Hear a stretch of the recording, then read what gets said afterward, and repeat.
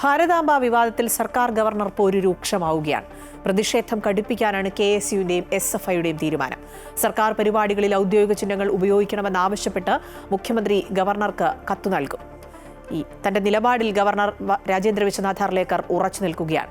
വിവാദത്തിനിടെ ഗവർണറും മന്ത്രി P. പ്രസാദും കേരള കാർഷിക സർവകലാശാലയുടെ വേദി ഇന്ന് ഒരുമിച്ച് പങ്കിടുകയാണ്. രജിത് കുമാർ ഈ വാർത്തയുടെ വിശദാംശങ്ങൾ നൽകും. രജിത്, കഴിഞ്ഞ ദിവസം തലസ്ഥാനം കണ്ടത് ശക്തമായ പ്രതിഷേധമാണ് ഗവർണർക്കെതിരെ ഈ ഭാരതാംബ ചിത്രം വെച്ചതുമായി ബന്ധപ്പെട്ട്. പക്ഷേ എതിരിടാനൊന്നുമില്ല, താൻ തയ്യാറല്ലെങ്കിൽ പോലും തോറ്റുകൊടുക്കാനും താൻ തയ്യാറല്ല എന്ന് ഗവർണർ നിലപാടിൽ ഉറച്ചു നിൽക്കുകയാണ്. കഴിഞ്ഞ കുറേ ദിവസങ്ങളായി ഏറ്റവും അധികം ചർച്ച ചെയ്യപ്പെടുന്ന ഒരു വിഷയത്തിൽ ഇനിയുള്ള നടപടികൾ, അതായത് ഈ യുവജന സംഘടനകളൊക്കെ പ്രതിഷേധവുമായി മുന്നോട്ട് പോകുമ്പോൾ എങ്ങനെയായിരിക്കും ആ നടപടികൾ? ഒപ്പം തന്നെ ഇന്ന് കാർഷിക സർവകലാശാലയുടെ പരിപാടിയിൽ ഗവർണറും മന്ത്രി P. പ്രസാദും പങ്കെടുക്കുകയാണ്. പരിസ്ഥിതി ദിനത്തിലെ ആ പരിപാടിയിൽ നിന്ന് താൻ പങ്കെടുക്കുന്നില്ല എന്ന് P. പ്രസാദ് തീരുമാനിച്ചതിന് ശേഷം വിശദാംശങ്ങൾ.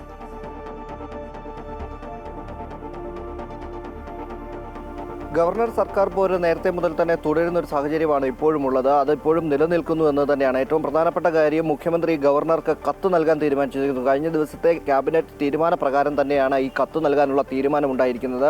നിയമവിഭാഗങ്ങളോട് ആലോചിച്ചതിന് ശേഷം കൃത്യമായി ഗവർണർക്ക് കത്ത് കൈമാറാനാണ് മുഖ്യമന്ത്രി തീരുമാനിച്ചിരിക്കുന്നത്. അത് ഇന്ന് കൈമാറുമെന്നാണ് നമുക്ക് അറിയാൻ കഴിയുന്നത്. അതേ സമയത്ത് തന്നെയാണ് ഇന്നലെ ഗവർണർ പങ്കെടുത്ത പരിപാടിയിൽ ശക്തമായ പ്രതിഷേധവുമായി SFIയും DYFIയും അതുപോലെ തന്നെ KSUവും രംഗത്തേക്ക് എത്തിയത്. ഇന്നലെ അടിയന്തരാവസ്ഥയുടെ 50-ാം വാർഷികവുമായി ബന്ധപ്പെട്ടുകൊണ്ട് സെനറ്റ് ഹാളിൽ നടന്ന പരിപാടിയിലായിരുന്നു പ്രതിഷേധം ശക്തമായി ഉണ്ടായിരുന്നത്. ഈ ഹാളിൽ നടന്ന പരിപാടിയിലും ഭാരതാംബയുടെ ചിത്രം വെച്ചിരുന്നു. ഈ ചിത്രം വെച്ചതുമായി ബന്ധപ്പെട്ടുകൊണ്ട്, അല്ലെങ്കിൽ ഈ പരിപാടിയിൽ ഗവർണർ പങ്കെടുക്കാൻ എത്തിയപ്പോൾ തന്നെ ശക്തമായ പ്രതിഷേധമാണ് ഇവരുടെ ഭാഗത്തു നിന്നും ഉണ്ടായത്. എന്നാൽ ഈ പരിപാടി ക്യാൻസൽ ചെയ്തതായി രജിസ്ട്രാർ അറിയിച്ചിരുന്നെങ്കിലും ഗവർണർ നേരത്തെ തന്നെ അറിയിച്ചത് താൻ എല്ലാവർക്കും ഒപ്പം ചേരും എന്ന് പറഞ്ഞുവെങ്കിൽ തന്നെയും എല്ലാത്തിനും വഴങ്ങിക്കൊടുക്കുമെന്ന് അർത്ഥമില്ല എന്ന കാര്യമാണ് ഗവർണർ രജിസ്ട്രാറോട് പറഞ്ഞത്. താൻ ഇവിടെ നിന്ന് പുറപ്പെട്ടു കഴിഞ്ഞു, രാജ്ഭവനിൽ നിന്ന് താൻ പുറപ്പെട്ടു കഴിഞ്ഞു, അതിനാൽ പരിപാടിയിൽ പങ്കെടുക്കുക തന്നെ വേണം, പരിപാടി ക്യാൻസൽ ചെയ്യാൻ കഴിയില്ല എന്ന നിലപാട് ഗവർണർ സ്വീകരിക്കുകയായിരുന്നു. അത്തരത്തിൽ ഗവർണർ ഇന്നലത്തെ പരിപാടിയിൽ പങ്കെടുക്കുകയും ചെയ്തു. ശക്തമായ പ്രതിഷേധങ്ങൾക്കിടയിലാണ് ഗവർണർ ഈ പരിപാടിയിൽ പങ്കെടുത്തത് എന്നാണ് പ്രധാനപ്പെട്ട കാര്യം.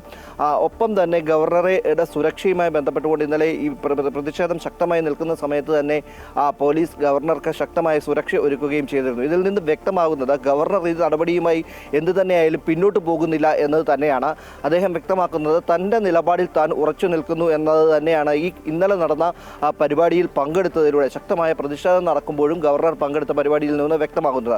അതേ സമയത്ത് തന്നെ സർക്കാർ ഈ നിലപാടുമായി, സർക്കാരിൻ്റെ നിലപാടുമായി മുന്നോട്ട് പോവുകയാണ്. ഇന്ന് ഗവർണർക്ക് കത്ത് നൽകുകയാണ്. മുഖ്യമന്ത്രി തന്നെ നേരിട്ട് കത്ത് നൽകുന്ന ഒരു സാഹചര്യമാണ് ഇന്നുണ്ടാകാൻ പോകുന്നത്. ഒപ്പം തന്നെയാണ് നേരത്തെ സൂചിപ്പിച്ചതുപോലെ കാർഷിക സർവകലാശാലയുടെ പരിപാടിയിൽ നേരത്തെ P. പ്രസാദ് രാജ്ഭവനിൽ നിന്നും ഇറങ്ങിപ്പോകുന്ന ഒരു സാഹചര്യം ഉണ്ടായിരുന്നു. അതിനുശേഷം ഇന്ന് P. പ്രസാദുമായി വേദി പങ്കിടുന്ന ഒരു പരിപാടി ഇന്ന് വീണ്ടും തൃശ്ശൂരിൽ നടക്കുകയാണ്.